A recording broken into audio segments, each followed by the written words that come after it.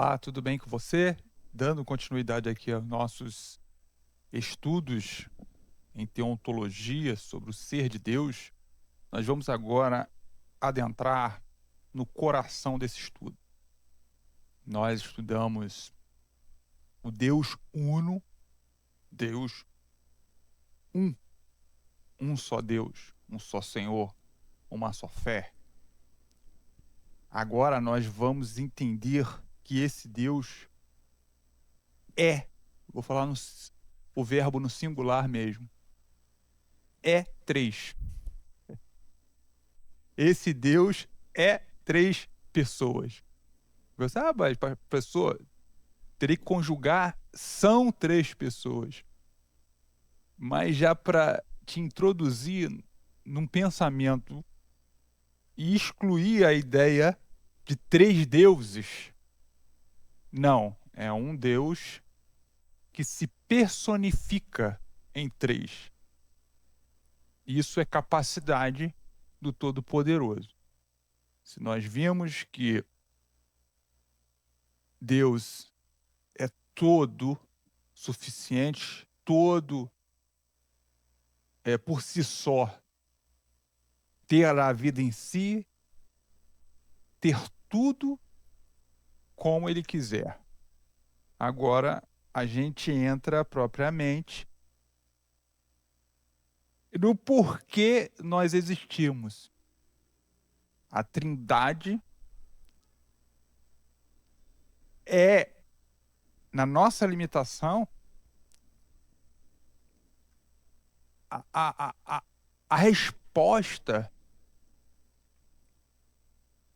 mais plausível, talvez, que mais a gente consegue chegar próximo de entender por que nós existimos e por que, inclusive, quando o homem pecou, nós não fomos exterminados imediatamente. Ok? Para isso, nós dividimos aqui o estudo em 3 capítulos. Ok? Nós vamos estudar um capítulo 10, nós estudamos até agora 9 capítulos, e vamos estudar a revelação da Trindade. Onde está revelada a Trindade? Nós vimos que Deus se revela e ele se mostra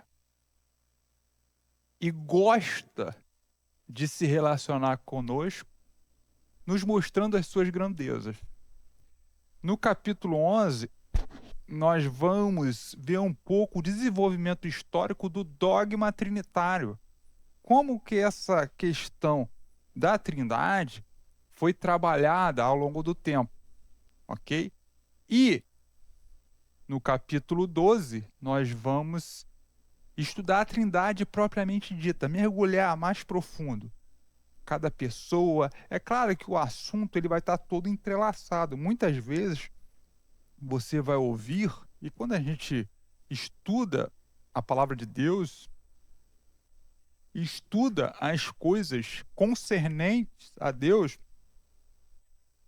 e a própria teologia sistemática, ela já tem esse significado em si, que é o entrelaçamento, como diz o pregador, conferindo uma coisa com a outra para achar a causa. Então a gente está sempre conectando os assuntos, ok? É importante, e a gente sempre traz essa abordagem de reflexão, que nós somos pecadores. Creio que você não tenha dúvida disso. E por conta de sermos pecadores, o nosso corpo, esse corpo carnal, possui limitações proporcionadas pelo pecado. A gente já viu isso. Mas, como vimos, Deus nos autoriza a meditar na Trindade para o adorar. Porque Deus não tem interesse, ele é tão bom que ele não tem interesse em deixar a gente no escuro. Não, eu só quero vocês sejam uma massa de manobra. Não, Deus não faz isso. Deus não é um tirano. Deus não é tirano. Deus gosta e se alegra de ver os filhos dele pensando. Então ele nos autoriza a meditarmos nas grandezas dele, mas não nos autoriza a tentar dissecá-lo como se fôssemos cientistas com bisturi na mão ou médico. Porque nós não vamos encontrar qualquer exemplo, digamos, claríssimo, equivalente à Trindade no universo. O próprio fato de ser um Deus, 3 pessoas, já dá uma explicação de cara, digamos assim, que você não consegue compreender isso. Que há uma mente superior consegue naturalmente compreender isso, não é a nossa. Mas a gente pode, porque Deus nos autoriza. Eu trouxe aqui 3 versículos nesse encontro com esse mistério. E 1 João 5,7 é um dos mais diretos em relação a isso.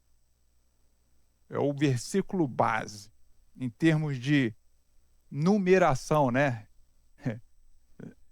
Porque ele fala a palavra 3, fala o numeral 3, porque 3 são os que testificam no céu. Aí vai enumerar. O Pai, 1, a palavra, 2, e o Espírito Santo. E finaliza. E estes 3 são 1. Porque as Escrituras todas estão pregando o Deus único. E vai chegar agora a falar 3, aí o escritor inspirado vai dizer, não, são 3, mas esses 3 são 1. Tanto é que embaixo nós trouxemos Deuteronômio 6,4. Ouve Israel, o Senhor nosso Deus é um único Senhor. Então, a gente percebe que nós temos aí uma demonstração direta de uma profundidade misteriosa que Deus quer que a gente mergulhe lá. E o Espírito dele que está em nós, ele penetra todas as coisas, mergulha lá nessas profundezas e nos traz a inspiração e muitas vezes a clareza nesse conhecimento. Mas, como nós vimos, nós temos o limite do intelecto, nós temos a barreira linguística, nós temos aqui também, vamos falar sobre a falsa contradição, ou seja, ele ultrapassa a razão, ultrapassa. 3 que 1, 1 que é 3, mas não é ilógico. A gente vai verificar isso. E o objetivo nosso, o nosso propósito, que nós dissemos, é de contemplação, do reflexo dessa perfeição relacional de Deus junto conosco, ok? A dogmática, ela estabelece uma cláusula de barreira linguística. Por quê? Nós temos e termos como trindade, substância, o que eu estou dizendo? Termos e sentido de palavras, trindade, a palavra substância e a palavra essência, não existe na Bíblia. Pode abrir sua escritura aí. Deixa eu achar que trindade. Vai extrair do quê? 3 são 1. E aí você já tem aí uma barreira linguística, chamada cláusula de barreira linguística. E a Bíblia vai dizer, como nós vimos em Deuteronômio, que o Senhor é único e, ao mesmo tempo, 1 João, que 3 são 1. Mas ele não dá um dicionário filosófico para tentar explicar isso. Então, por que a gente usa o termo trindade? Agostinho de Hipona, né, na época dele, ele confessou, e isso com a humildade, e de fato esse assunto ele vem desde lá, desde quando foi escrito, suscitando curiosidades. E ele disse que nós dizemos 3 pessoas, não para expressar esse mistério com precisão matemática, 1, 2, 3, não, mas é para a gente não ficar em silêncio. Eu batizo em nome do Pai, do Filho e do Espírito Santo.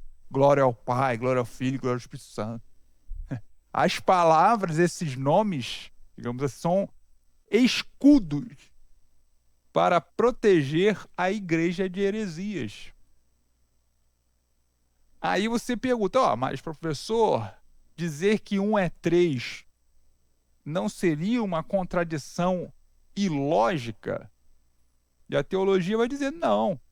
Uma contradição só acontece se dissermos que algo é singular e plural no mesmo sentido. Mas nós não dissemos isso. Deus é um e essência, é Deus, é o divino, é a divindade. E 3 em pessoas.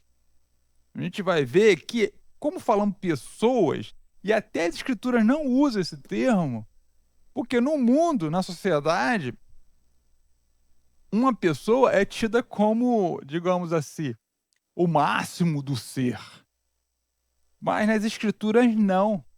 Não. Até porque Deus em si, ele, no seu poder, pode ser 3 pessoas. Nós não podemos. A nossa mente finita revolta-se porque a gente tende a tentar colocar Deus com uma reguinha, pegar uma reguinha e tentar medir, né? E aí é que entra a barreira para os céticos. Que ele vai dizer, não, mas Trindade é um ultraje à razão. Mas você vai ver, e nós vamos listar aqui vários exemplos, que até a nossa natureza humana tem mistérios nesse sentido. E nós vamos também listar exemplos aí na Revelação, a Vestigia Trinitatis, se fala. Mas você pode perceber uma coisa. Nós mesmos somos formados por um corpo material e uma alma imaterial, não é isso? São 2 naturezas completamente diferentes a formar uma única pessoa. A ciência não consegue explicar como a mente age sobre o cérebro. Ninguém consegue explicar isso. Se a pluralidade e a unidade são exigidas até para você existir como ser humano, por que nós não vamos negar isso para o Criador do Universo? Cuja alma dele tem todo o poder, o espírito dele tem todo o poder e o corpo dele tem todo o poder. Tudo nele tem poder. Nós não vamos estudar a Trindade para entender a anatomia de Deus. Como nós dissemos, não vamos, como um cientista tentando colocar uma régua, mas é para contemplar a beleza, a santidade, a perfeição, a glória. Ok?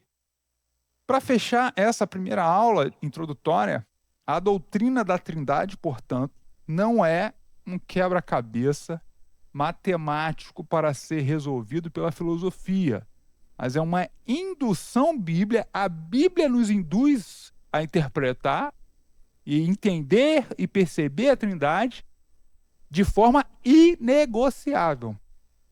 O vocabulário teológico existe apenas para não ficarmos em silêncio diante de um mistério que transcende a nossa lógica. Amém? Tira as sandálias dos pés e vamos continuar nessa jornada degustando e nos alimentando sobre o Pai, o Filho e o Espírito Santo. Amém? Até a próxima aula.